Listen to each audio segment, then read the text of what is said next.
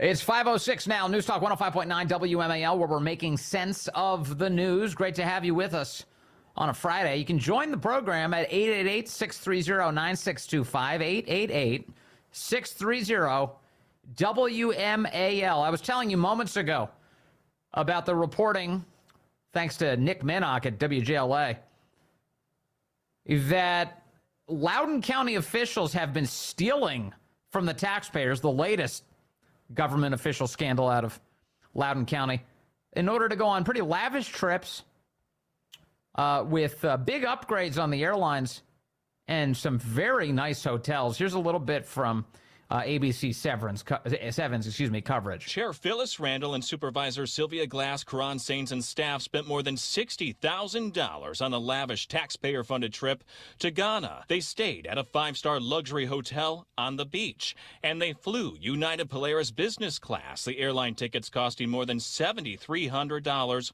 for each elected official. In Uruguay, Randall's and Supervisor Briskman's trip cost taxpayers more than $33,000. They stayed at a 5-star hotel overlooking the beach. They flew business class, and they hired a van costing more than $3,200 to take them to meetings, including meetings at wineries. They also visited a medical cannabis lab and an equestrian center for sunset cocktails. Taxpayers paid for Briskman's $100 oversized bag fee on the way home. So, if you have to upgrade the size of your bag on the way home, that means you're bringing a whole host of souvenirs with you back from your lavish taxpayer-funded trip. And, of course, she charged the taxpayers so that she could accommodate the souvenirs. Joining me now is the founder of Army of Parents, and she's also a campaign surrogate for Stephen Karbelk for county chair. Elicia Brand joins us on the phone. Elicia, great to have you with us. Hello, Vince. Thanks for having me on for Stephen Karbelk. And by the way, Stephen is Stephen, Karbelk with a K. And he wishes he could be here, but he's on his honeymoon. But this is such an important topic because we have a board of supervisors that is led by Phyllis Randall, whom for 8 years has been wildly reckless with our money. She spent nearly $100,000 on the last 2 trips, but she also went to South Korea, China, India, Germany, Uruguay, and Ghana. I mean, it's absolutely unbelievable. What business does the chairwoman of the Loudoun County Board of Supervisors have traveling to foreign countries on the taxpayer dime? What does that have to do with the business of Loudoun County? It has nothing to do with the business of Loudoun County, and I agree with Kristen Umstadt, who said the same exact thing. She has staff that is paid by the taxpayers to go on these trips and to see if there are reasons why we should sign sister city agreements with Ghana in particularly because of the way that they treat children, child slave labor, and their anti-LGBTQ laws where they actually imprison anyone who identifies as gay and they're advocates for up to 10 years. We should not be doing any business with them. But the sister city thing is so stupid. It's a boondoggle. It's all just designed to make it so that taxpayers have to foot the bill for ridiculous foreign trips. We should just stop that.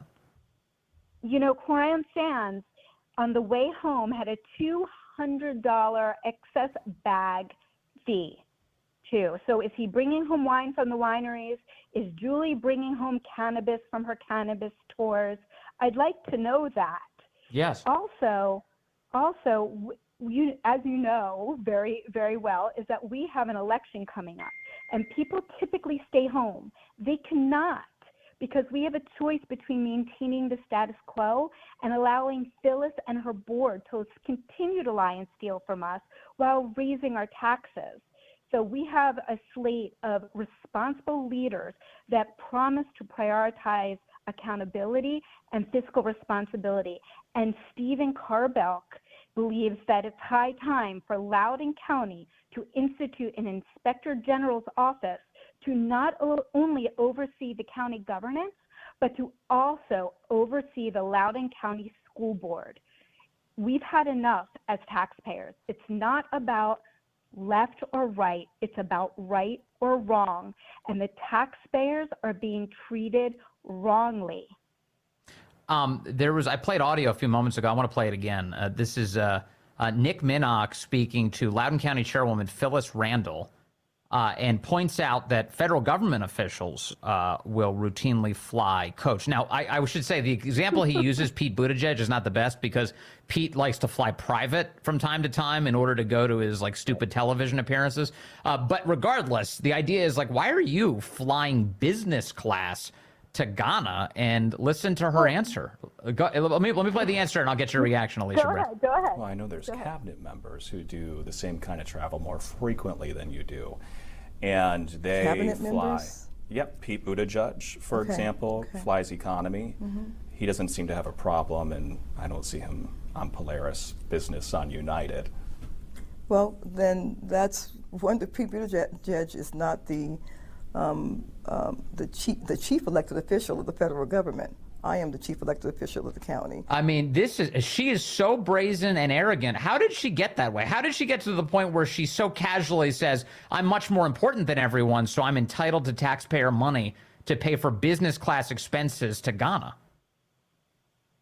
She acts with impunity, and my fear is that the other supervisors and Randall will continue to act with impunity and irresponsibility if we, the voters, do not get out and vote them out of office right away. We have to do that. The arrogance is unbelievable, and we need to go back 8 years and look at how she is using our tax money and how she is writing things off. You know, she brought her husband with her on that trip and claims that not one, and this is a quote, not one red cent of taxpayer dollars went towards her husband's trip. Yet she had $90 worth of room service. She paid for her laundry to be done, and so did the other supervisors. Yes. She paid for dinners that he enjoyed along with them, as well as the tourist attractions. The time has come for change. In Biden inflation times, we cannot afford to pick up the lavish trips of these public servants. And Phyllis forgets that she is a public servant. One of the other county supervisors is this Julie Briskman character. I think many people in our audience will remember that she became famous for putting her middle finger up while riding a bicycle as Donald Trump's motorcade rode by. And then she gets elected to the County Board of Supervisors in Loudoun County. And apparently during her trip with Phyllis Randall, the two of them also hired a driver to chauffeur them around, and to the tune of $3,200. Yes, $3,200 in the midst of visiting equestrian centers to see horses and cannabis centers to smoke some weed. This is the kind of experience they got to have. It almost seems like Julie Briskman is raising a middle finger to the taxpayers of Loudoun County now.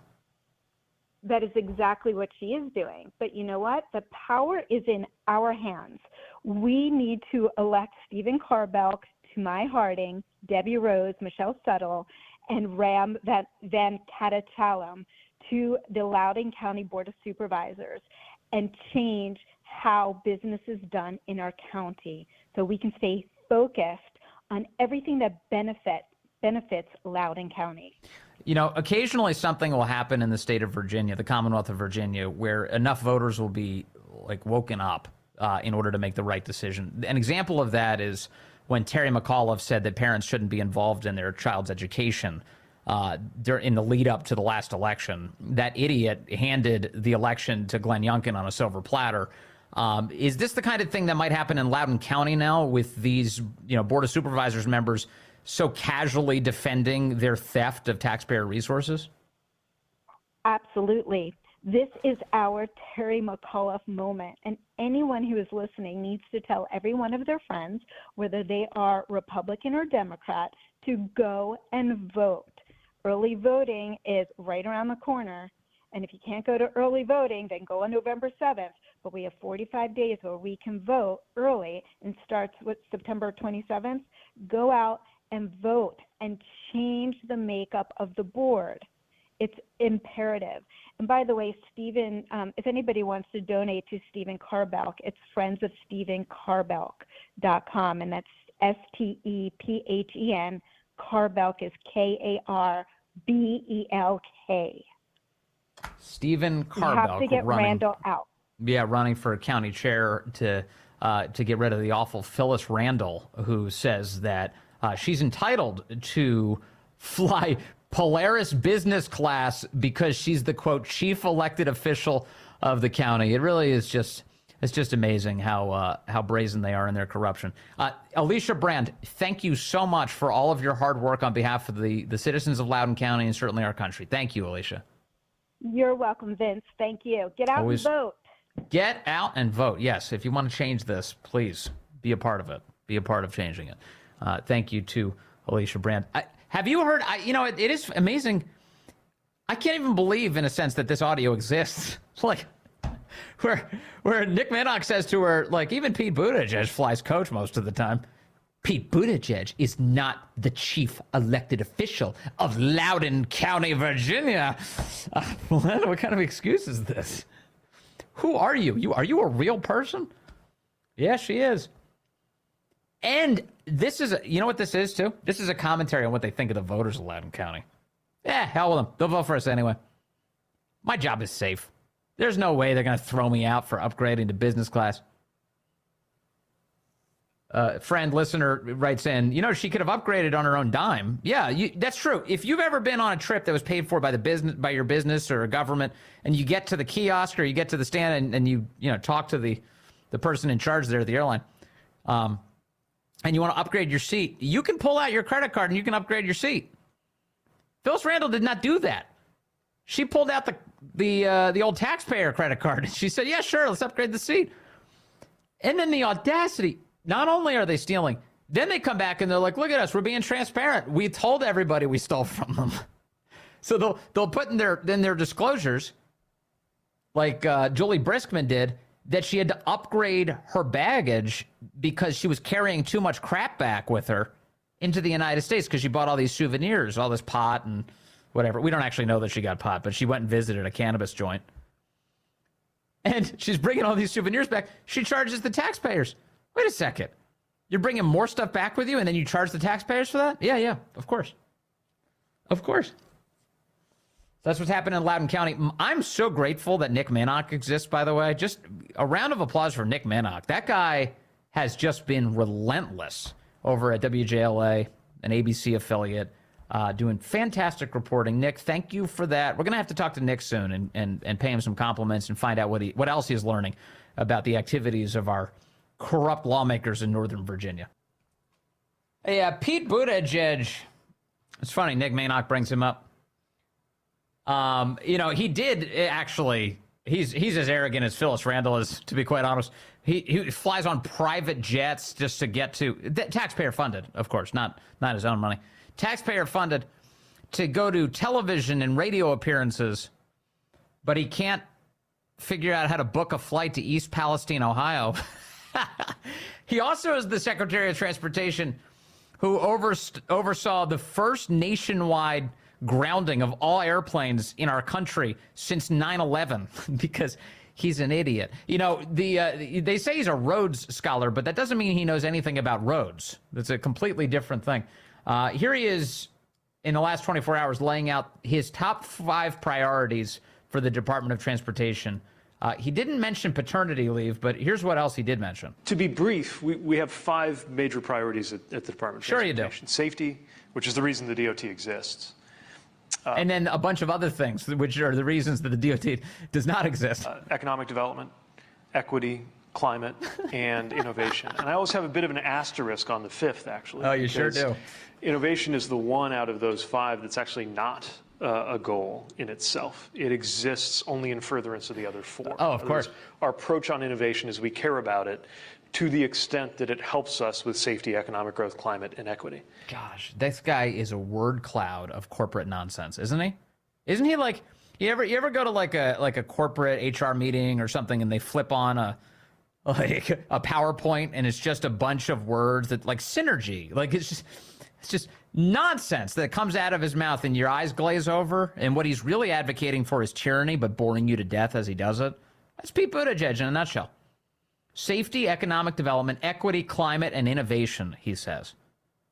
And nestled right in the middle is that word equity, which of course means racial prejudice. That's what it means. And he's advancing that because, as Pete Buttigieg has so eloquently explained to you before, America's roads are racist. He learned that as a Rhodes Scholar. He knows America's roads are racist. I was once driving down the road, and it muttered something anti-Italian at me as I was driving on the Beltway. And I said, Buttigieg is right. The roads are racist. I think they've actually coded in racial slurs into the rumble strips on some of these roads. You go over them, you hear them, and you're like, what was that? Yeah, Pete Buttigieg. The roads are racist. This guy's a total all-star. Total all-star. Hey, coming up, I want to talk to you about, there's a lot of big news this week about all the bribes that were headed in the direction of the Biden family and all the corruption within the federal government to stop anybody from finding out. Those IRS whistleblowers with just a jaw-dropping exposition on what was happening as they were trying to investigate Hunter and Joe Biden this week. And then that big FBI form came out yesterday, thanks to Chuck Grassley, that lays out the nature of the bribes from Burisma to the Bidens. And now everybody's scrambling to either pretend it doesn't matter or that it's a total outrage. The FBI saying today that it's a total outrage that this document has ever seen the light of day, that the public has seen it. You are imperiling sources. I'm sorry, if you're so concerned about this source, that kind of suggests that you think that they were telling you the truth in the first place, doesn't it? And that you'd like them to keep telling you the truth. Well, then why didn't you chase this down? Why didn't you investigate it? Why are you so worried about protecting this source? Yeah, good questions. We'll explore those ahead. We'll also talk about some of this crazy media coverage as they try and downplay the Biden crime family. It's all ahead on the Vince Coglianese Show. Well, good afternoon to you. 5:35 here, News Talk 105.9 WMAL, where we're making sense of the news. You can join us today, 888-630-9625, 888-630-WMAL. Would be great to have you. There is some reporting today that we're keeping an eye on. The Hill has a headline: FBI improperly used 702 surveillance powers to spy on a United States senator. Oh my, how many times are we going to see a story like this? Do you remember John Brennan lying about the CIA spying on the United States Senate? Well, apparently it's happened again. The FBI improperly used its surveillance powers to conduct searches for information on a U.S. senator, a state lawmaker, and a state judge, according to court records that were just released this afternoon as a part of a public records request. How's that for a Friday news dump? So do you have enough yet? Do you have enough information yet about our government being corrupt and abusing its powers? The FBI improperly used Section 702 of the Foreign Intelligence Surveillance Act. Let me remind you, that's up for reauthorization in December. The debate right now is to should this be reauthorized. They were improperly using it. It was documented in an opinion from the Foreign Intelligence Surveillance Court, and it is sure to pose challenges for an intelligence community that is lobbying for the reauthorization for what it sees as one of its most vital tools. The tool, which allowed for warrantless spying on foreigners located abroad, has long been criticized as a backdoor tool for gaining information on Americans. Yeah, Carter Page. Carter Page. This is how they spied on Carter Page. They lied to the FISA court about the evidence that they had. You had an FBI attorney lying, Kevin Kleinsmith lying, that Carter Page was not an asset for the CIA, he claimed, when he was indeed previously an asset for the CIA. Just disgraceful. The surveillance court outlined 3 examples of instances where FBI personnel conducted searches of sensitive query terms, like those of U.S. public officials or candidates, without first seeking approval from the FBI's deputy director. Quote, in June of 2022, an analyst conducted 4 queries of Section 702 information using the last names of a U.S. senator and a state senator without further limitation, says the opinion. While the two were believed to be targets of a specific foreign intelligence service, the National Security Division of the Department of Justice determined the FBI did not meet the needed standard for running such a query. And in October of that year, a staff operations specialist ran a query using the Social Security number of a state judge who had complained to the FBI about alleged civil rights violations perpetrated by a municipal chief of police. What does a foreign intelligence law have to do with spying on a judge complaining about a municipal chief of police? Why would a foreign intelligence surveillance power be used against him? The opinion does not make clear the identity of those that were searched. The ACLU, the Hill reports, whose efforts prompted the release of the court opinion, highlighted other alarming patterns. By the way, let me just pause and say, if only the ACLU was actually on the side of civil liberties all the time, and not this like selective crap where they're only siding with Democrats, right? Quote, these disturbing new revelations show how Section 702 surveillance, a spy program the government claims is focused on foreign adversaries, is routinely used against Americans, immigrants, and people who are not accused of any wrongdoing, says Patrick Toomey, deputy director of the ACLU's National Security Project. Quote, the FBI continues to break the rules put in place to protect Americans, running illegal searches on public officials, including a U.S. senator, and it is long past time for Congress to step in. As Congress debates reauthorizing Section 702, these opinions make clear why fundamental reforms are urgently needed. All right. Anyway, that's the breaking news this afternoon, is a report demonstrating that the FBI was spying on a United States senator just coming out in a Friday news dump. Now, in addition to that, I should point out that the FBI read this report today, and their conclusion, they summarized on Twitter. This is what they said at approximately 3:56, a little over an hour now. They said, quote, the release today of the Foreign Intelligence Surveillance Court's April 2023 opinion highlighted how the FBI's remedial measures significantly improved its Section 702 query compliance. So the FBI wants the takeaway for you to be today, not that they spied on a United States senator, but that they've dramatically improved their compliance. Chuck Ross, our buddy, the investigative reporter, fantastic guy. You should follow him. He's on Twitter, at Chuck Ross DC. He says the document they're talking about revealed that the FBI illegally conducted a search of a current U.S. senator's name in one of its intelligence databases. So this is, the FBI has been caught, and Christopher Wray is releasing statements about how the FBI is doing great. Does this sound familiar to you? This is exactly what Christopher Wray's been doing. Christopher Wray goes and sits in front of Congress and says, everything's fine, don't worry about it, the FBI's good to go. And yet you have FBI whistleblower after FBI whistleblower coming out and going, it is not fine at that agency. They're taking agents off of child exploitation cases and then putting them on what they consider a national security case, the events of January 6, 2021. Marshaling the full resources of the federal government as if we're dealing with foreign terrorists for grandmas who are waving around flags inside of the United States Capitol building, now well over 2 years ago.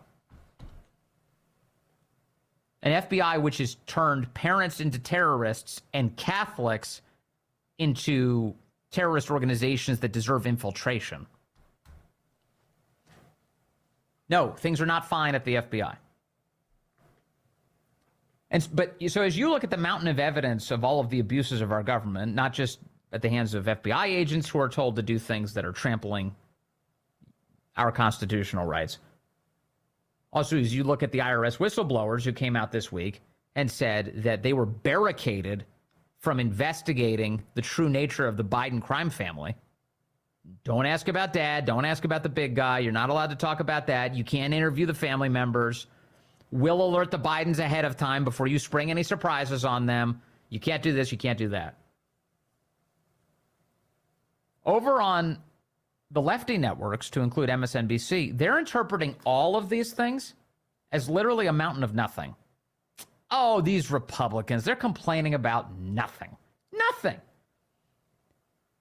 Yesterday, you get a big document that comes out, this FD 1023 form, that lays out in extensive detail the nature of the bribe between the chairman of Burisma, Zlochevsky, and the Bidens. And in the allegations, it includes quotes of Zlochevsky saying things like when he's asked, hey, whose idea was it to put Hunter on the board and keep him there? It was Joe's idea, and it was Hunter's idea. Who are you paying? I'm paying 2 Bidens. I'm paying them $5 million apiece. Who have you talked to? I've talked to Hunter. I've talked to Joe. What evidence do you have? I've got recordings, 15 audio recordings of my conversations with Hunter. I have 2 audio recordings of my conversations with Joe. How, are people going to detect this? Are they going to notice that you paid them a bribe? No, it's going to take over 10 years for them to be able to sort through all of the bank transactions because that's how we concealed it. But for what purpose? We needed to get Victor Shokin fired. I got to take the sweat off. I got to get rid of this problem. Why'd you hire Hunter? In order to get rid of Shokin. But why aren't you, what else is that money going towards? Remember, also in this, they say Hunter, he said, look, this the only reason I'm hiring Hunter is to get rid of Shokin because Hunter's an idiot, says Zlochevsky. Hunter's a stupid man. My dog is smarter than Hunter, he says in the document. So this is what is actually happening. Now, over on MSNBC, they have a very different interpretation of events. On Morning Joe this morning, Joe Scarborough was trying to cook up all of these explanations for what's coming out now for an audience that doesn't understand at all what all of this means because they haven't been informed on this subject. Their news outlets do not tell them about this stuff until it spills out in a congressional hearing. And by the way, this is all the more reason why Republicans should keep doing these hearings. Force feed it, open MSNBC's big fat mouth and force feed it into their face. But even when you do, here's the kind of coverage you get from Morning Joe. And for that, it was, to lie about a document. At the time, they were talking about, I guess, impeaching Ray or whatever. Ray talked to him, and again, he doesn't even know the details. He doesn't even know the details. They were threatening Christopher Wray with contempt of Congress unless he turned over the FD 1023 form. He eventually, in the 11th hour, allowed the Oversight Committee to look at it, but not to do anything else with it. They couldn't take pictures. They couldn't carry out copies of the document. So they had to take notes when they left the room. That's how Marjorie Taylor Greene ended up doing a press conference. She left the room, having seen this thing, which is unclassified, by the way. She sees the document. She leaves her room. She writes down everything she can remember. Then she goes up to the microphones and she relays this to the American people. So in Joe Scarborough's interpretation of events, they were trying to impeach him or whatever. I don't even really know. Impeaching Ray or whatever. Ray talked to him. And again, it's one thing after another. Durham supposedly is going to show this conspiracy between the FBI and Hillary Clinton. He makes a fool of himself. No, he doesn't. The Durham report provided in incredible detail the ways in which our government was absolutely abusing the rights of the American people, and more importantly, in that case, the rights of Donald Trump and everybody around him. They cooked up a hoax. The federal government was party to a full-blown hoax related to the last president of the United States, and Durham revealed all of it. And for Joe Scarborough, who pretends to be a Republican, former Republican congressman, to sit up there and be like, Durham did nothing. He provided nothing. Show this conspiracy between the FBI and Hillary Clinton. He makes a fool of himself. You have Comer time and time again, like talking about informants who end up being like Chinese agents. Now, there's some sleight of hand in what he's about to say. He's talking about one person, Gal Luft. And the reason that the federal government is accusing him of being a Chinese agent is for working for CFC Energy. That company is the same company that was paying Hunter Biden. So if you're going to admit that Gal Luft is a Chinese agent, you have to admit that the Biden family contains Chinese agents. Notice they don't talk about that. They don't give you any context for this. And in fact, they turn Gal Luft into a plural. They say that Gal Luft is a bunch of different people. That's what Joe Scarborough's trying here. Again, like talking about informants who end up being like Chinese agents or foreign. I don't know exactly what they are. but they're doing the business of the Chinese Communist Party. Same company paid Hunter Biden Illegally. They're funneling Iranian oil, smuggling it illegally. There is no there. This is the left's use, their tactical use of the word there, whether it's in gender or if they're just trying to cover up for a Biden scandal. This is one person he's talking about. He keeps saying there. He's like he's saying, oh, all of the witnesses are accused credibly of corruption. These are all liars. Everybody, there's nothing to this. Do people believe this stuff? Are there lefties who watch this on a daily basis who say to themselves, oh, I had no idea. So all of the people making these allegations are criminals. Oh, okay. To the communist Chinese. They're illegal arms dealers. You go down the list. And it's one person. He's still talking about a single human being. You go down the list. It's person after person after person. They're all criminals. Then you've got these other people who are supposedly these IRS informants who basically... Okay, so this one's good, too. You got these other people who are supposedly these IRS informants. Is there any disagreement that these guys work for the IRS?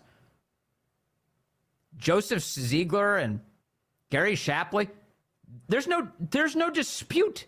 The IRS is not disputing that these guys work for them. The Justice Department is not disputing that they were involved in investigating. The U.S. Attorney's Office for the District of Delaware is not disputing that they worked with these guys in the Biden investigation. There's nobody disputing this at all.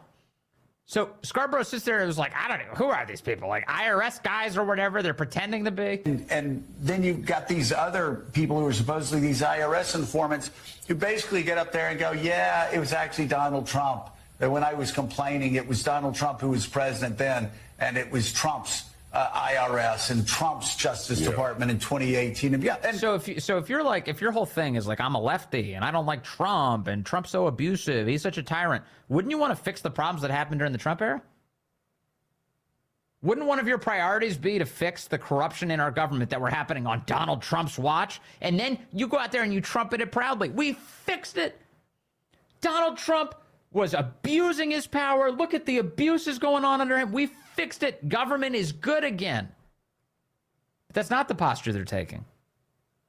The posture they're taking is in defense of corruption. The posture they're taking is in defense of unbridled power at the expense of the American citizen. That's the posture. So Joe Scarborough, sitting in his house in Florida, is saying, I don't even understand anything about this story. There's like all these people who are criminals. I don't know what this IRS thing is. I don't even know who these people are. Are they actually informants? I don't know. And here we have a document that, again, that's complete nonsense. And you have the document is complete nonsense. The FD 1023 form. Is he like an intelligent thinking person? Is this just all lies? Is this just a string of lies? Is this stupidity or is this somewhere in between? Nonsense. And you have Chuck Grassley going, I don't care whether he's guilty or not. We're just trying to create chaos. Chuck Grassley never said those words. Chuck Grassley never said anything like that. I don't care if he's guilty or not. We're just trying to create chaos. That's what Joe Scarborough said. You ever get the feeling like the left is really losing its grip on the narrative? You know, this is one of those clips where it does make you think like they're really losing their grip on power. Like they really have lost control. Like too many people are awake to what's going on now, and they're going through these spasms. And you can hear it. You can hear the desperation in Scarborough's voice as he tries to cling to this idea that the person who has a sterling reputation is really Joe Biden. It's really Joe. Joe's the great man here. Everybody else is just picking on him. But he knows that that's falling apart, and he's grasping right now for anything he can get his hands on to defend a very corrupt president of the United States. Oh, you can't hear it. Oh, no. Well, you know what? This is one of those audio soundbite problems. It's only tracking through my left channel right now. It's supposed to come out from both, so that means you can't hear it. I'm so sorry. She said, quote, we are imperfect, and we must be honest about that to understand then our history, where we've been, and then have a North Star in terms of where we must go. There's my rendition of Kamala's idiocy. Deep Thoughts with Kamala Harris. Please have a very great weekend. The great one, Mark Levin, up next.